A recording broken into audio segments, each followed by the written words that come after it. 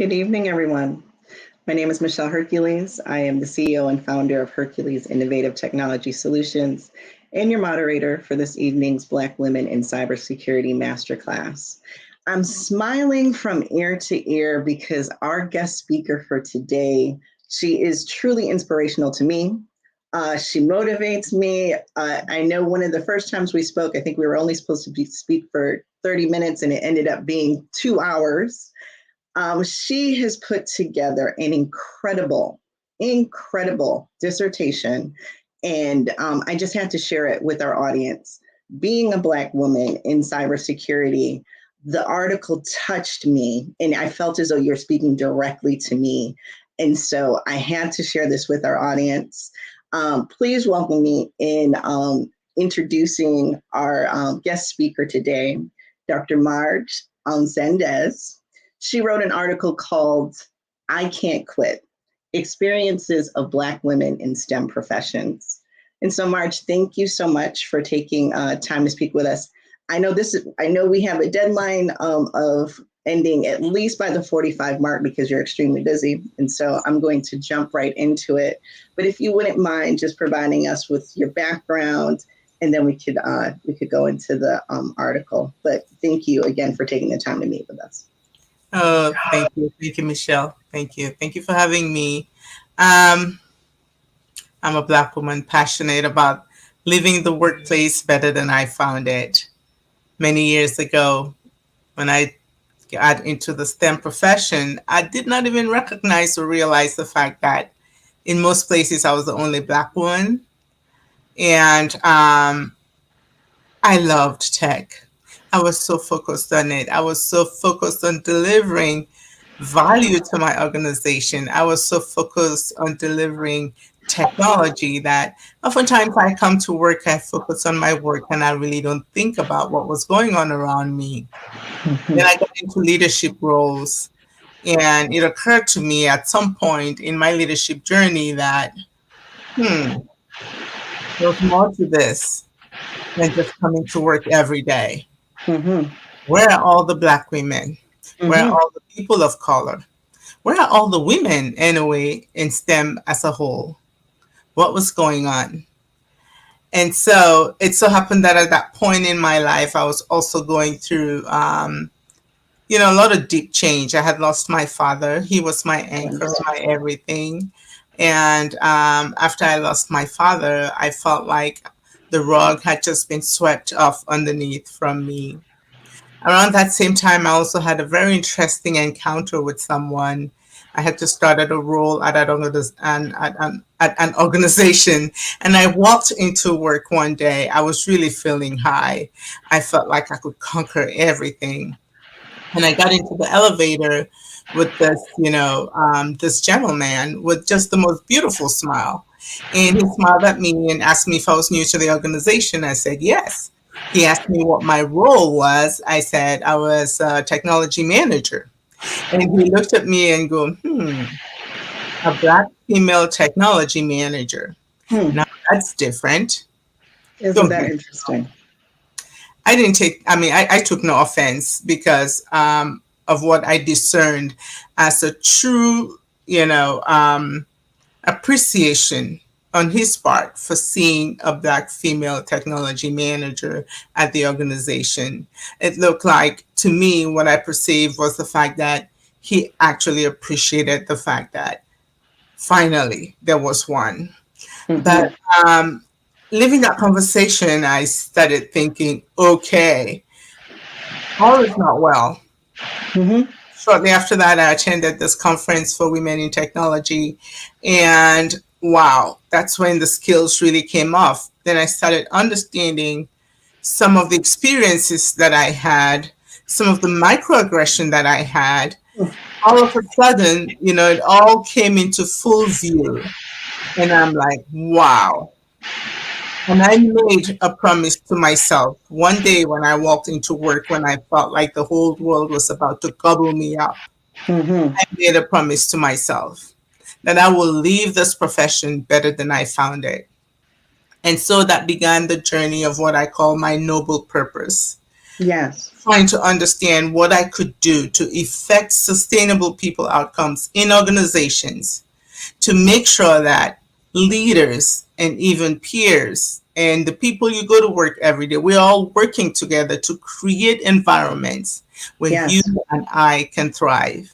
Because until we get there, we're not going to solve this issue. There's no way we can get to critical mass until there are environments that welcome us and enable us to thrive. So I I couldn't decided to go back to school.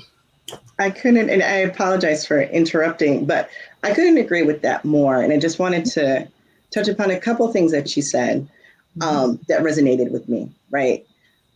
When you talked about the loss of your father, right? The loss of a parent, and then the loss of going through grief, that can impact your work, right? And there are studies that show that there's just not enough empathy that is put towards particularly African American females because we are deemed as resilient. And then, Marge, I would love for you to specify the area of information technology that you've worked in, because I know you've worked in various spaces. So if you wouldn't mind just highlighting some of that too. Yeah. And I apologize for cutting you off. Yeah. So I started off as a developer, as a web developer. That's how I started off. And I did that for a few years, and I found out that, I wanted to do more in the space. I just don't want to sit on a computer all day and I code, right? So I was like, this is not enough.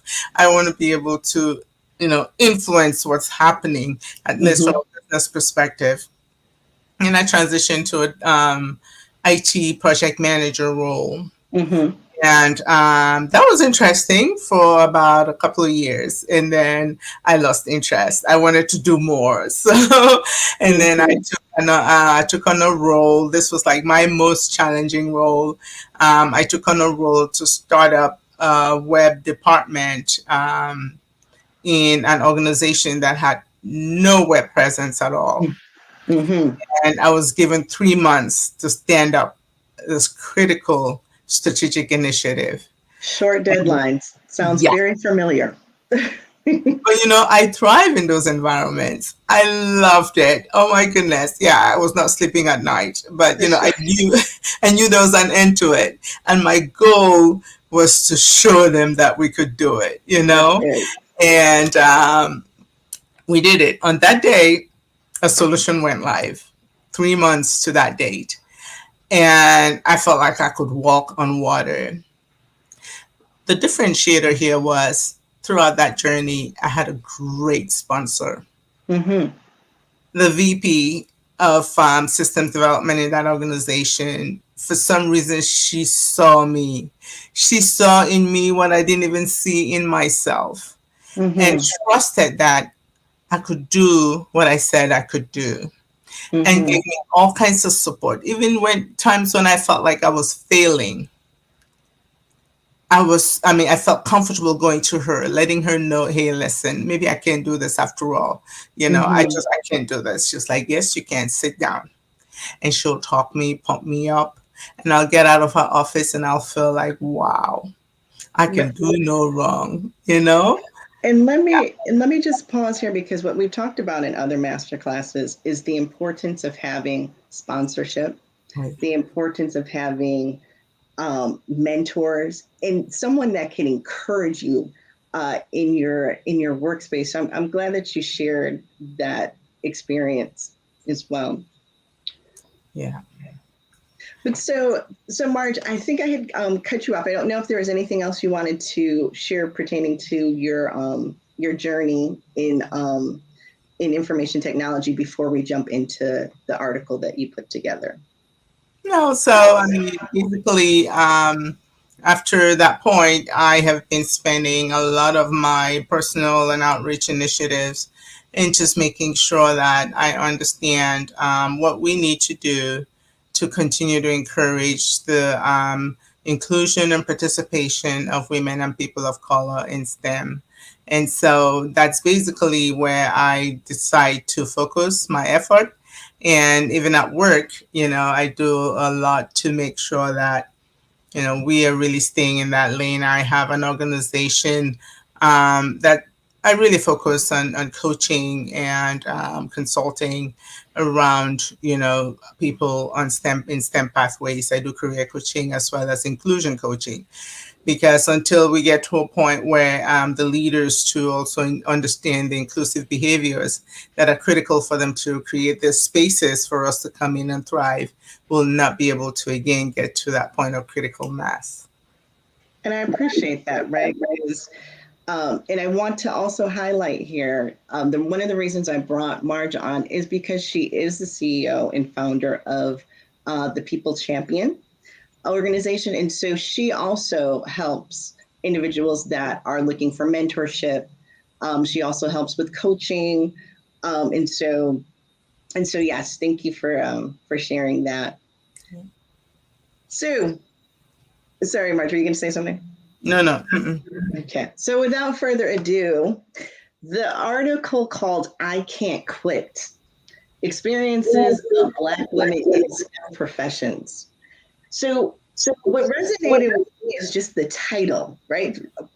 Just from the beginning, I Can't Quit. That resonated with me because I really feel like I can't quit is just not in my vocabulary. When it comes to work, even if I'm going through the deepest challenges, quitting is just not an option. I'm going to try to find out how I could do better, what else I can do. And so what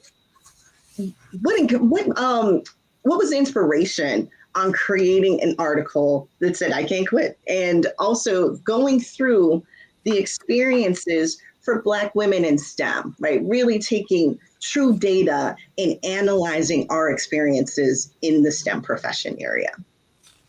Yeah. So when I decided I was going to start focusing, on this noble purpose of mine, I tried to find out, what are the experiences, in a way, of women generally in the profession.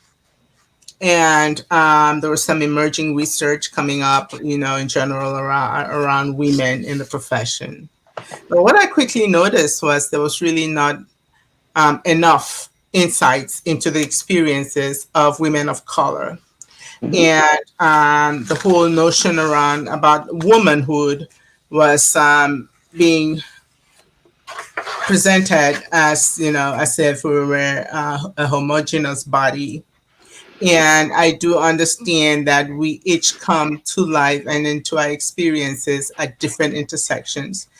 And those experiences do impact our work and how we live. And so I felt like it was important for us to also understand the experiences. I started big and then I realized, no, I cannot boil the ocean. So I decided, okay, let me focus with the population that I know best, and that's me as a Black woman. I really wanted to find out, the experiences of the other women of color who also come, into STEM at different intersections. But I realized, okay, I can only do one at a time.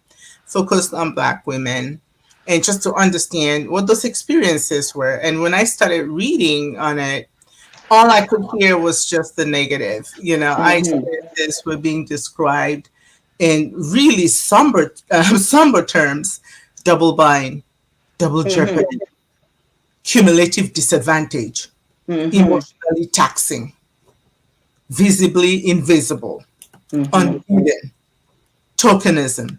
I mean, all these words that do nothing but disempower you, And I said, okay, according to my data, 2% of them are still hanging on. So maybe it's time we find out why those 2% are in the profession. What can we learn from their experiences? And how can we harness those lessons to create environments where more of them can thrive? Well, I can't thank you enough for making this a dissertation and focusing on those axes. One, Nikki, if you could go to the first bullet point I wanted to point out. One of the things that resonated with me, or that I found interesting in the article, was organizations can enhance their retention, basically by providing opportunities for Black women to grow in a welcoming space. And I know a lot of times when I do mentorship, a lot of the things that come up is that I'm working as hard as I possibly can. I'm working beyond my my level. I should be at another level, but there doesn't seem to be opportunities for me to get into a higher space. And then they also don't feel as comfortable, right? Sometimes they are the only person of color, and then on top of that, they may be the only female, so they feel isolated, right? And so I love the fact that your article really looked at, one, Black women are resilient. They really are not going to quit, but give them opportunities for growth, give them opportunities to feel welcome in this space. So I just wanted you to speak to this a little bit more. Yeah, it was very interesting, right? And I'm going into the research and going, all right, this 2%, you guys are just basically, struggling along. And I'm talking to women who were just very excited about the work they do. Mm-hmm. Yet, when they explain their experiences and how they navigate their Blackness and womanhood, Mm-hmm. you go, I don't get it. You tell me you love STEM, you love to come into work every day, you love to innovate. Yet, you tell me oftentimes you're the only Black woman, only woman in the room. You tell me sometimes you feel like you have to represent everyone that looks like you. Mm-hmm. Every Black woman, every Black man, every Black child, or just people of color in general. You tell me you feel like when you get to work, you are the representative of that of those experiences. That's quite a burden. So why are you there? Why don't you quit? Well, Mm-hmm. you hear them saying, sometimes I like being the only Black woman there. Mm-hmm. Because it's like, wow, I must be smart. I'm sitting here with you all and you're all listening to what I have to say. But again, they tell you they don't want to fight. They just want to come to work and be appreciated for the value they add. So you feel constant tension. While they love it, there's still this issue of their Blackness and womanhood that they have to navigate. Mm-hmm. And Mm-hmm. and if only they can be seen for the value that they bring. If only leaders can provide more opportunities for growth, more welcoming spaces, more promotion opportunities for them, then guess what?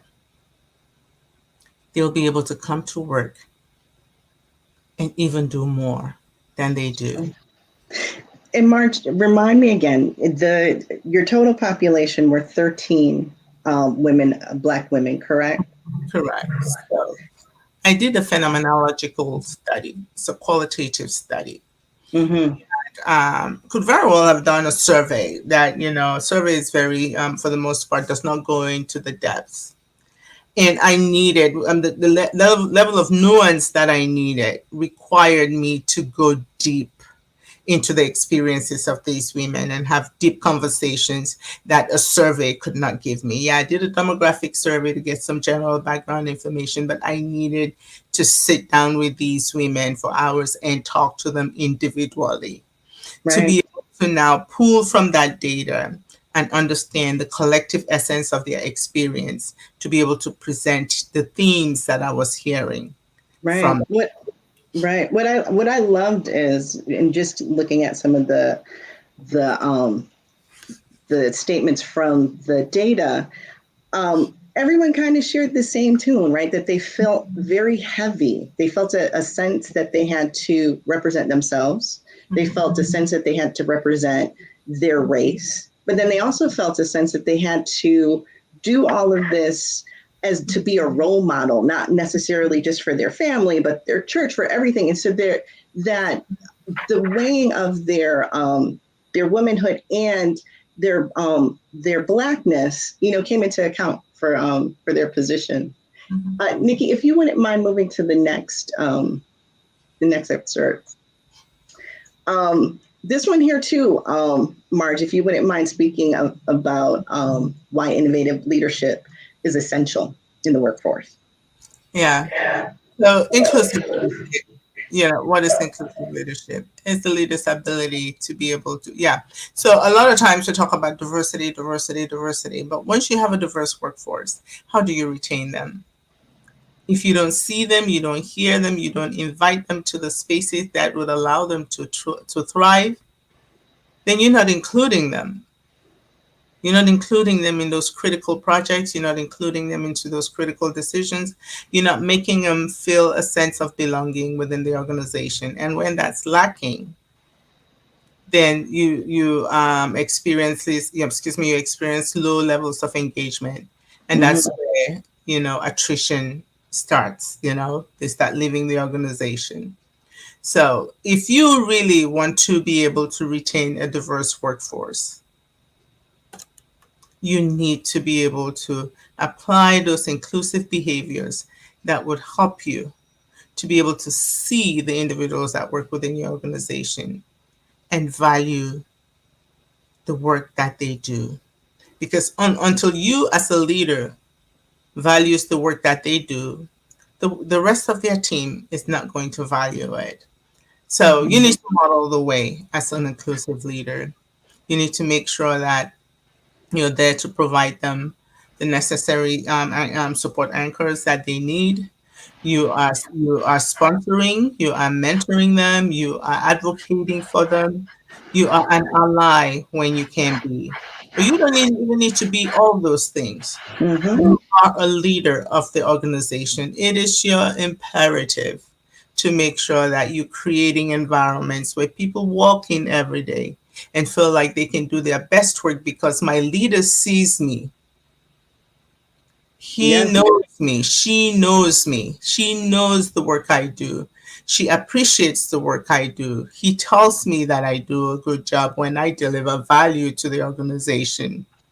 He includes me in the stretch assignments, give me those opportunities for me to continue to demonstrate my mastery. So when it's time for my next move, I don't have to feel like I need to do an extra step to prove myself. Mm-hmm.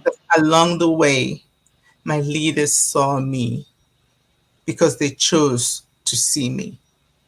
I think it's important to have that in an article, so it's not just awareness for us, but awareness for anyone and everyone that reads that. So I appreciate you adding that. I'm going to go to one more excerpt from the article, and then maybe we could take a question. And I apologize for rushing through this one because I know March has a tight time frame. So okay, so Marge, if you wouldn't mind just talking about and I think you kind of touched upon this already, but the differences that Black women encounter from uniquely. Wow. Okay. So we talked about for the Black woman, you have to navigate being Black and you have to navigate being a woman. These are two different pathways that somehow intersect in your daily experiences. One of the participants really brought this to light when I was asking them about their experience of being a woman in STEM.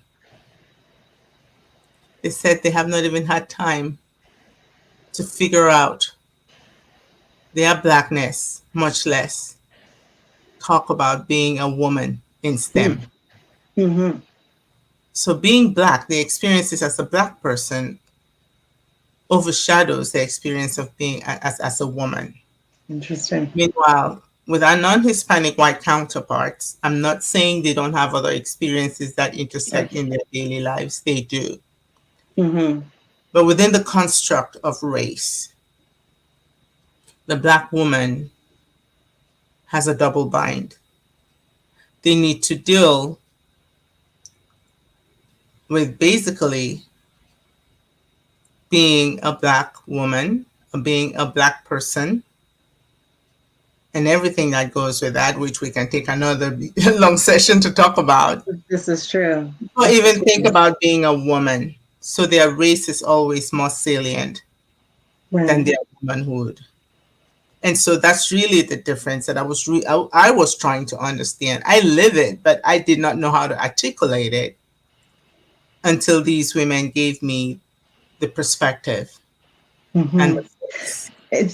And what I appreciated about how you brought it together, you brought it together related to fit for the organization or for your field within information technology. The other, it was fit, link, Link and and sacrifice. correct. And so I found that to be fascinating. So, Marge, if you don't mind, we'll probably just take one question and then we'll go back to wrapping up. Okay, so what advice would you give to someone who left IT for years due to family needs, but wants to get into cybersecurity? Oh, go do it. Go do it. Do it. Maybe you'll be glad to know that, over the course of the last few years, there's been so many opportunities for you to get a head start. There are a lot of programs out there, and a lot of organizations are really intentional about going out there and looking for, latent career professionals. And it sounds like you're one, people that left and want to come back. A lot of organizations have programs in place that they're intentionally going out to look for latent career professionals. They're looking for career changers, So, and because of that, you have a lot of programs that have popped up, either mentoring programs or boot camps that have cropped up that you may want to be able to leverage just to refresh your skills and position you for the workforce. But there are quite a few. I know someone who has an organization called um, information security mentors, Mm-hmm. Dr. Cheryl Cooper. I can send the information here. She has an organization that's really focused on mentoring women and people of color in cybersecurity pathways. And she has a lot of recommendations on her website in terms of some of those pathways that you can take to get you restarted. Okay, it's called WINS mentor, Women in Security Mentoring. I can send you the information later, but there are quite a few programs out there. Right. And as we usually do, we'll send a link to the article and then any of the suggestions that the guest speaker has mentioned. I'll also add to this question. If right now is a very interesting time and positive time for those that actually left, maybe during the pandemic, right, to take care of a family member, there is a need for diversity. There is a need for individuals who have skilled information technology experience, right? And then there's a need for individuals that are willing to learn the latest technology trends, right? So the AI, ML, machine learning, the cloud computing. If you have a background in on-prem migration paths, right, and then transferring information onto the cloud, there's a need, right? So to what Marge said, please definitely pursue whatever field or avenue that you want to pursue in cybersecurity. You can leverage your general information security skills. Again, if there is a specific area in cyber, so let's say cybersecurity, quality assurance, or compliance, infrastructure, definitely there's mentoring. We offer mentoring sessions. Please feel free to sign up for a mentor session. We could talk about it in greater detail pertaining to your career trajectory, and then also share some of the insight that Marge was providing. So yes, very quickly. So Marge, going back to the article really fast. Let's see.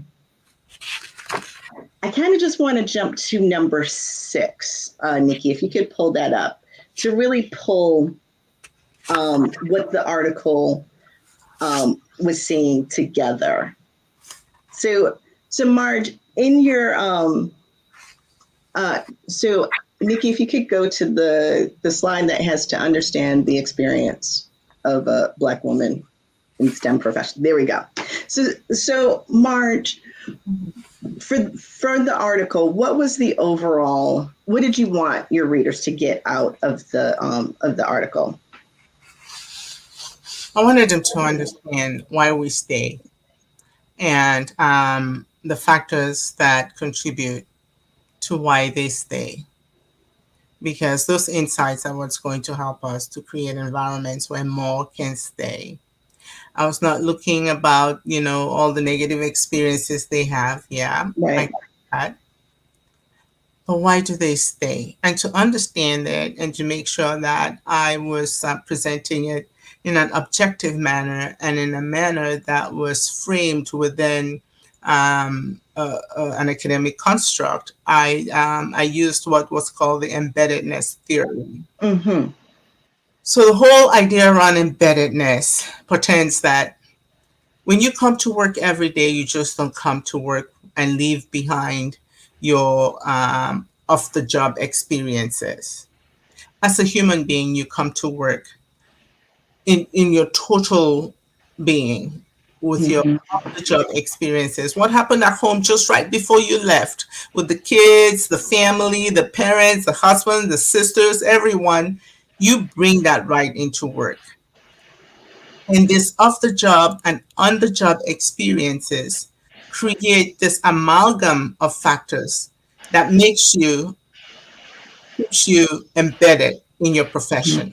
They could be links with people in your organization and where you work or in your community.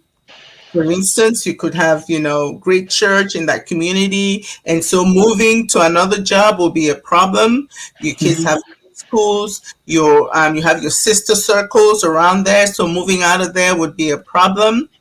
These are off-the-job factors that do impact, why you stay. And these are the kind of links that we're talking about. Or even at work, it could be your colleagues at work. It could be your networks at work that you have, your professional networks that keeps you embedded. These are all links that link you to your profession. It could also be a fit. Okay, for instance, I am a STEM professional. I am good at what I do. I know I am. And so there's this role that I'm working on at my job that I'm a good fit for.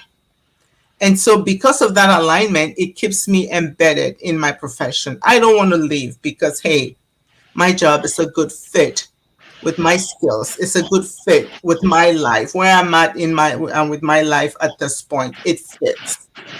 And then I'm embedded because of sacrifices. And those things that link you and present themselves as fit are also sacrifices. So if I have to leave my job, I'll lose my links. I'll lose that idea of fitness. And that's a sacrifice that I cannot afford to make at this point. And so because of that, I stay embedded. If I leave my job, and a lot of times you hear the STEM professionals or the women in this study, they talk about, the fact that, it's a good, it's a very good paying career. It is. And because of that, they're able to guarantee some financial stability for their family. So if they leave, then that's a sacrifice. They'll be sacrificing their ability to be able to provide financial stability for their families. If they leave, they'll be sacrificing their ability to be able to, go to their neighborhood church, this church that they love for so many years. They'll be sacrificing that. All these are sacrifices that makes it so difficult sometimes when you think about staying in a job or leaving a job. And so it does influence those decisions. And so my premise was that we are not just, robots that come to work every day. We're human beings. What are those experiences? What keeps us embedded in our jobs? I truly appreciate you being able to eloquently write that, right? Because if you are pursuing a position in cybersecurity, a lot of the things that Marge mentioned pertaining to fit, link, and sacrifice, depending on the area that you're in, you're going to experience that. So if you're just trying to transition into cybersecurity, these are things to note in preparation. If you're already in the field, then you're probably nodding your head like, yep, a lot of these experiences sound very familiar. And then if you're in a phase in your career where you're still trying to figure out where you want to stay, or if you're going to transition into something else, it's very grounding to know that you are not the only one that has gone through some of these experiences. Marge, I think you. That for the Black women, what really resonated was this call to serve. Yeah. They can't quit because they feel like they would be letting a whole bunch of people down. They don't even know who these people are. They just know that they'll be letting down a whole bunch of people if they quit. Because sometimes it's just not for them or for their own personal reasons, but the impact that they have in their community as a Black woman. People look up to them, so they stay and they can't quit. I love that. Another thing I love that you shared, Marge, and I don't know if you want to share this with the audience, is how you kept going, like the motivation that you provided for yourself to do this, right? This was something that you had mentioned to me that had been on your heart to just put into an article so it could get more awareness, so people could be familiar, can understand the experiences of Black women in STEM professions. What kept you saying, yes, I need to do this for my community? So I knew I had big ideas and everything, but sometimes actualizing them, the everyday living, things happen, and I found myself drifting away from my goal of really publishing this research in a peer-reviewed journal, because that's where it starts getting the significance that it needs. And the experiences of these women become, a point of discourse in classrooms, in the academic venues, as well as in mainstream. It needed to be able to be published in an academic journal. And that, for me, was the last piece that I just needed to pull through. But it was difficult. So one day, after dragging my feet, and I sat down, I decided to write a promise to myself. I was sharing this with Michelle earlier. Oh, let me see. The promise to myself. I'll read it to you a bit. But once I wrote this, I put it right up here at my desk, and that's what drove me. You see, I could not quit. And so I made a promise to myself. I said, this is the year of the Black woman. You have a responsibility to bring her voice to the forefront. And you currently have custody of those voices. You must release them so you can share them and they can be heard as you promised.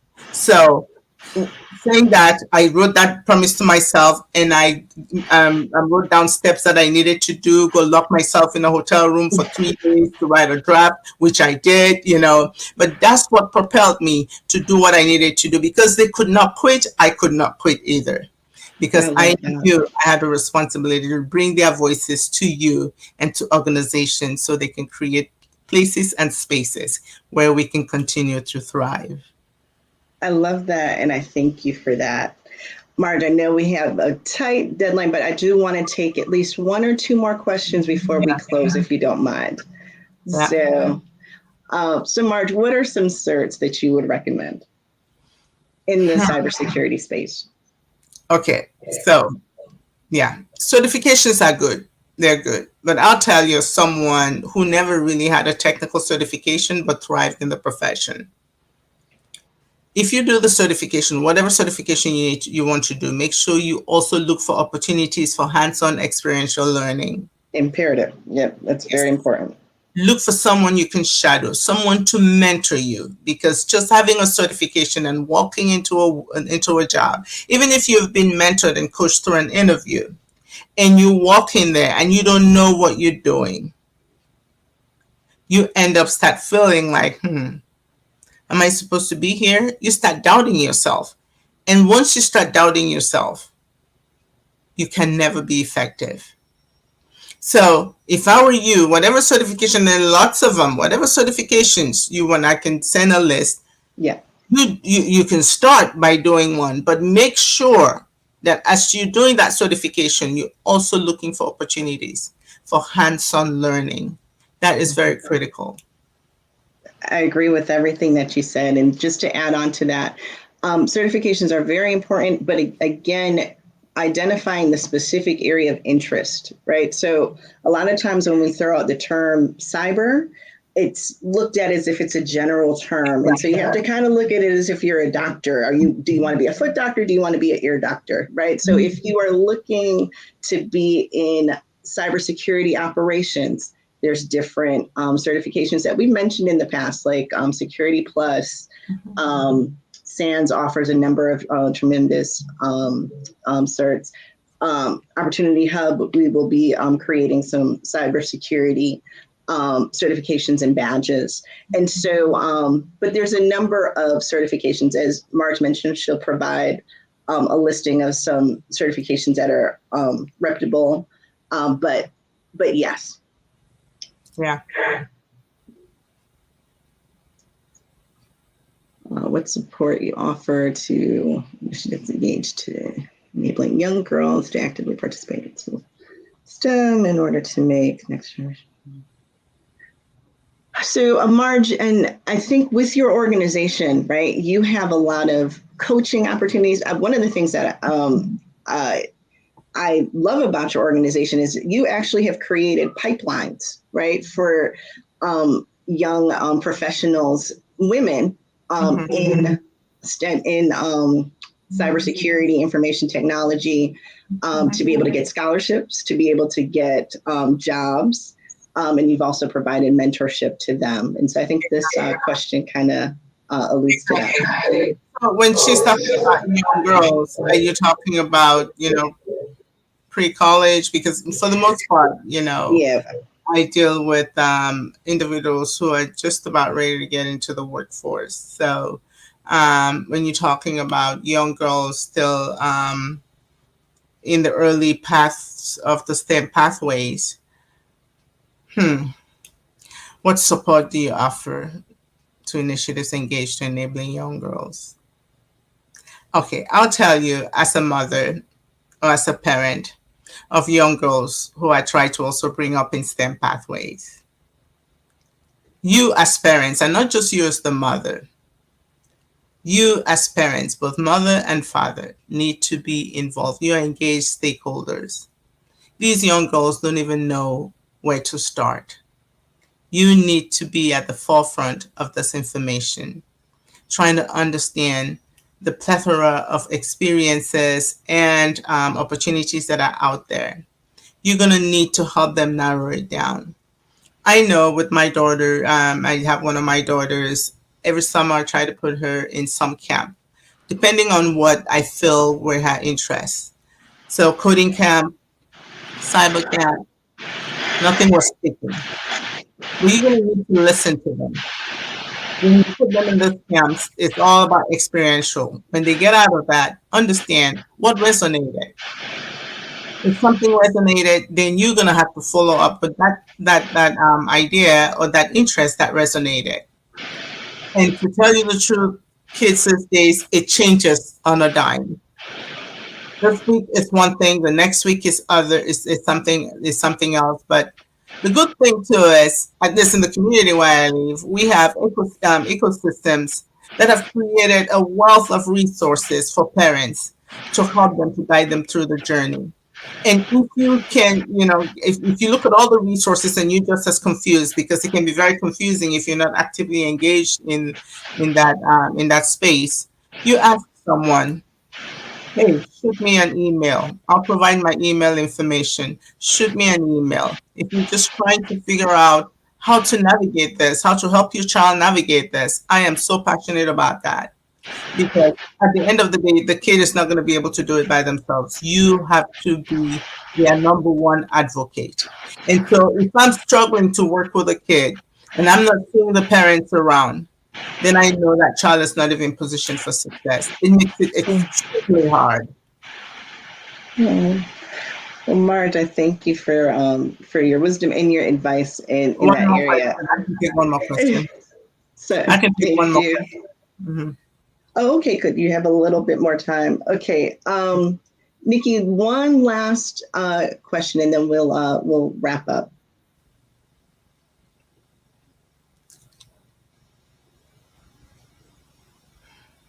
Okay. So someone trying to transition from legal studies into cybersecurity. Well, I'm not quite sure. I don't think I have the answer to that, but I'm sure there are opportunities for you to be able to get into it. Yeah, I mean, And I can take this, Marge, yeah. as you think through this one. So I actually love this question. I used to run a cybersecurity program, and so I love individuals who have a legal background. There are a lot of things that you could do with a master's in legal. There's so many things going on in the privacy space right now, cybersecurity, privacy, where they need someone who has legal insight on how to read through the regulatory standards, make sure that audits are being met from a cybersecurity standpoint, even from a vulnerability, if you're doing vulnerability scanning. There's so many things that that mirror or work really well in the legal space. And so yes, if you're trying to break in, I would look at opportunities in the privacy PII space if you're looking to do quality assurance. I'm sorry, regulatory audits. If you're also trying to just do like coding, there's a number of certifications or programs that you could do to learn how to code.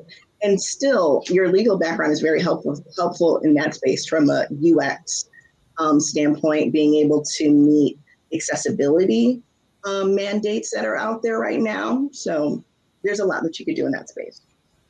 I think Isaka, you know, Isaka.com, if you go ASACA, that's an organization that really focuses or bridges that whole legal and audit perspective with That's true. cybersecurity. So that ASACA, I think, is .org. So if you just go over there and try to browse through the site, understand, I think that they'll give you some perspective as to how you can leverage your legal background in the cybersecurity space. And they also have information on some certifications that you can do that speaks to your talent. Absolutely. I couldn't agree more. For any other questions that we weren't able to get to, we will be sending, I'll have Marge take a look at some of the questions and we'll send it in the response recap. Also, we'll offer some mentorship touch bases for those that would like to talk with us in deeper detail. But Marge, I know you have to run to a class, so I'm trying to be very mindful of your time. I want to thank you again for sharing your article with us that I know took some time and some years to invest in. I also want to thank you to your contribution in the information security space, from being an app designer and working in cyber, and so we really value your insight, and that brings us to a close today. So. Thank you, and we will talk with you again. Marge, was there anything you wanted to say in closing? Thank you. No, thank you. I appreciate you all. There is hope. Based on my last study, it was 2%, and it's still inching somewhere around 2% of us in STEM professions. But there is hope. There is hope. There are spaces and places where we can thrive. We just need to identify those spaces and, just show up with our best selves, our best work, and do what we need to do and advocate for ourselves. While you're looking for people to advocate for you, you need to make sure you also advocate for yourselves. This One is of so the things I true. wanted to touch on too was the need for you to be able to identify sponsors. And it's Yes. kind of tricky. I believe women are being mentored to death. But what we need, This is true. yep, what we need is really that sponsor, and that sponsor is someone who really promotes you directly. They use their influencing power and their network to connect you with jobs, with opportunities, special assignments. They have skin in the game, and Yes. they will always use that relationship capital on your behalf. So someone who is not scared to do that is your sponsor. Yes. Yeah. So I just thank make you sure for you sharing identify. that. Mm-hmm. That's one of the most important things. If you took anything from this, Mm-hmm. find a sponsor. Mm-hmm. Sponsorship and mentorship are two completely different things. Yeah. And Marge covered it perfectly, the Yeah. differences. And if you need more information on that, again, shoot me an email, marge@thepeoplechampion.com. I will provide you some more insights into how to go about looking for a sponsor and or a mentor. Thank you again for your time. Thanks, everyone.